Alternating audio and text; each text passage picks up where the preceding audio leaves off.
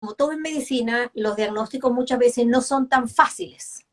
Y en ocasiones pecamos, no solamente los padres, sino nosotros también los médicos, el personal de salud, porque por omisión, por desconocimiento, por falta de tiempo, no asesoramos a las madres en muchos factores que pueden influir para decidir o conocer o diagnosticar con certeza si su niño tiene una infección urinaria realmente. Guillermo es graduado de pediatra.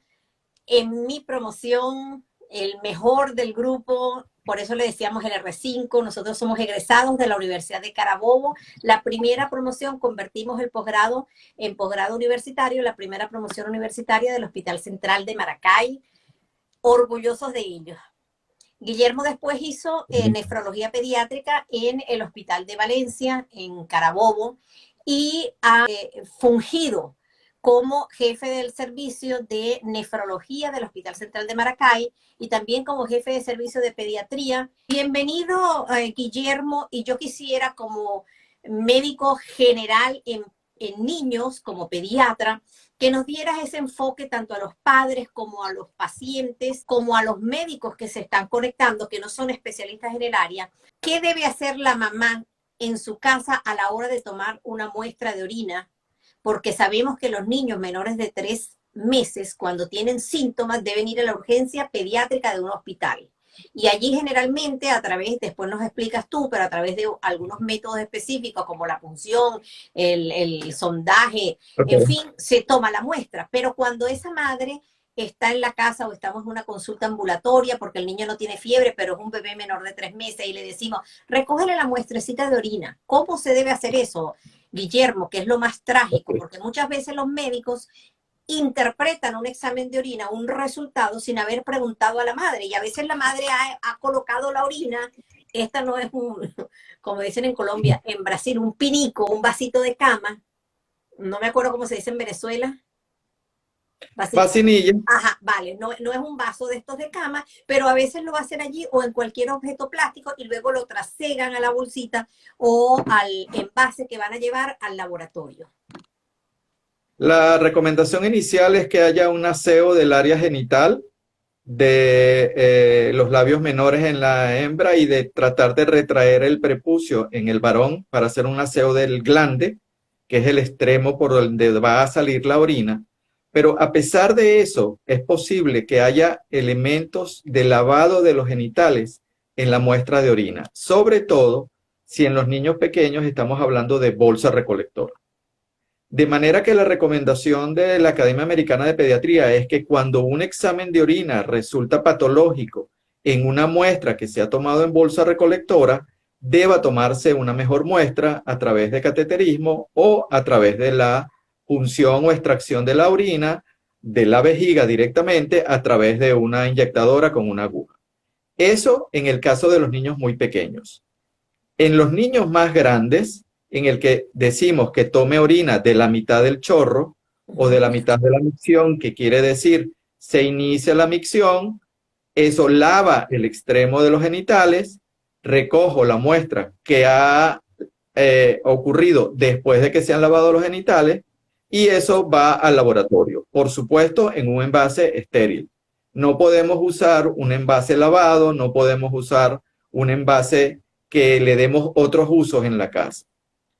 Estando el examen en el laboratorio, hay cosas presentes en el examen de orina que nos pueden sugerir a nosotros que lo que estamos viendo realmente no proviene de la vejiga o de los riñones, sino que proviene del lavado de los genitales.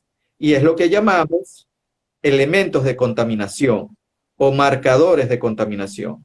Las células epiteliales no pueden estar presentes sino en los genitales externos y la mucina solo está presente en los genitales. De manera que cuando vemos la presencia de estos dos elementos, debemos pensar que la muestra es lavado de los genitales y una de las cosas que debemos hacer también es que cuando vemos al paciente que acude con un resultado de examen de orina que sugiere la infección urinaria, es obvio que en el examen físico integral del paciente examinemos el área genital.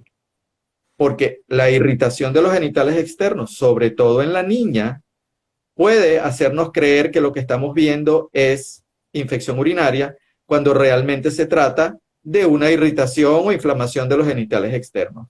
Y sobre todo en las niñas. En los varones, cuando hay estrechez del prepucio, es posible que haya dificultad para el aseo, que haya como un lavado en ese espacio entre la piel que recubre el glande y que también haya mucina, que también haya células epiteliales y que estemos pensando que se trata de una infección urinaria. ¿Cómo se define hoy en día la infección urinaria? ¿Ha cambiado el concepto? Cuando yo le voy a decir a una madre, su hijo tiene realmente una infección urinaria, ¿qué le debo explicar? Ok. Tradicionalmente se ha usado el contagio de colonias. Es el número de elementos que crecen en el cultivo de orina. Eso cuando estamos hablando de la definición clásica de infección urinaria. 100.000 unidades formadoras de colonia, pero resulta que esa definición se hizo en mujeres adultas, 3 urocultivos seriados en mujeres que no tenían síntomas. Y esas 100.000 unidades formadoras fueron el concepto clásico. Hoy en día, el número de colonias tiene relativa poca importancia, porque es el contexto del paciente. Es muy importante que cuando nosotros veamos el resultado de un urocultivo, también tengamos al frente un examen de orina convencional, porque pueden ocurrir cosas como, por ejemplo, si el paciente llega a tener una infección urinaria que ha afectado los riñones, se afecta la capacidad de concentrar la orina está muy diluida y esas colonias van a ser un número menor. Si estamos en presencia de un paciente que tiene una inmunosupresión, una enfermedad que compromete su sistema de defensa, pudiera tener un contagio de colonias menor y nosotros considerar que es necesario que reciba tratamiento. Porque lo fundamental para decidir en relación al número de colonias o no es, ¿tiene o no infección y si debemos tratarlo? Entonces, el número de colonias tiene relativa poca importancia. Es un error hacer un seguimiento del paciente únicamente con el urocultivo. Nosotros tenemos un paciente que tiene síntomas o que le estamos haciendo un seguimiento porque ya tuvo antes una infección urinaria, vamos del examen de orina, luego vamos al gram de orina, que es un método de coloración que nos da un diagnóstico prácticamente inmediato, y luego al urocultivo. El urocultivo sigue teniendo importancia, sobre todo para tratar al paciente que me vendrá más que al paciente que estoy viendo, porque yo no puedo esperar los 5 días para tener el resultado del urocultivo para decidir un tratamiento. Habitualmente decidimos el tratamiento con el examen convencional de orina y con el gram de orina sin centrifugar.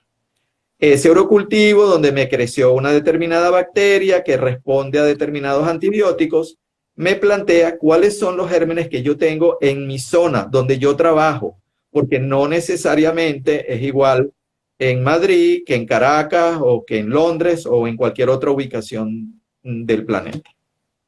Y bien importante que resaltemos que tampoco es lo mismo tratar una Escherichia coli que tratar un estafilococo, que tratar un estreptococo, que tratar una Klebsiella a lo mejor, y es importantísimo que se escoja el tratamiento como debe ser, es decir, en buenas manos. Entonces, cuando estamos allá en el monte, estamos en el campo, estamos en un sitio donde no tenemos acceso a un laboratorio, no podemos hacer un gram inmediato, no podemos hacer una tinción y solamente tenemos un paciente con una clínica de ardor para orinar, de que orina poquitico, a cada rato las gotitas y la mamá dice, doctora, es que me pide ir al baño y va y no hace sino 2 gotitas y vuelve otra vez. A los 10 minutos, mamá, que otra vez al baño. ¿Qué se hace en esos casos? ¿Qué le decimos a nuestras madres? La urgencia de hacer algo depende fundamentalmente de la presencia o no de fiebre. El vídeo completo lo tienen en este canal. No me queda más que agradecerles que nos hayan acompañado. Un abrazo, 1000 bendiciones de Dios y los espero en una próxima oportunidad. Gracias por la compañía. Hasta luego.